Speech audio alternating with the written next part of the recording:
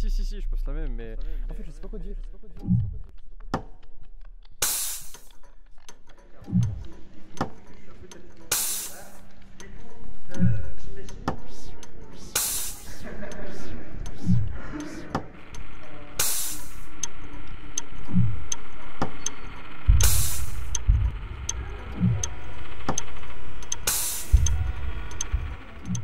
C'est des ateliers qui ont été inventés et menés par l'IRCAM et le Centre Pompidou. Donc l'IRCAM, qui est un centre de développement musical et de création musicale, et le Centre Pompidou, donc Centre d'art contemporain à Paris. Et l'idée, c'était à la base de permettre à des élèves de lycée professionnel de valoriser leur métier et leurs études au travers de la rencontre avec une œuvre plastique et une œuvre visuelle et une œuvre sonore, et de la composition d'une œuvre sonore.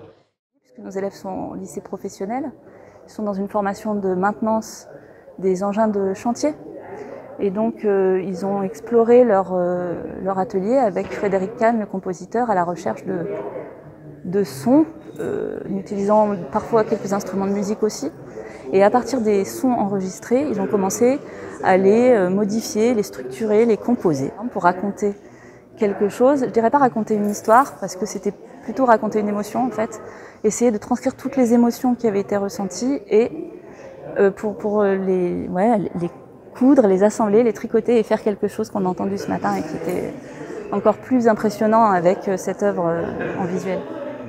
Elle fonctionne par plein de petits fragments et des petites boucles de son qui va, qui revient. Les bruits du chantier sont efficaces, mais pas trop littérales. Ces jeunes, ils ont quelque part, même si l'œuvre est accrochée ici quasi en permanence, ça donne une nouvelle lecture, une nouvelle actualité à cette œuvre. La pratique artistique que nous, on essaye de mettre en avant, ou en tout cas qu'on essaye de transmettre, c'est de se dire que tout est lié, que images et sons peuvent communiquer et peuvent se décrire et peuvent se faire avancer mutuellement, et qu'il n'y a pas juste une pratique picturale complètement séparée d'une pratique sonore.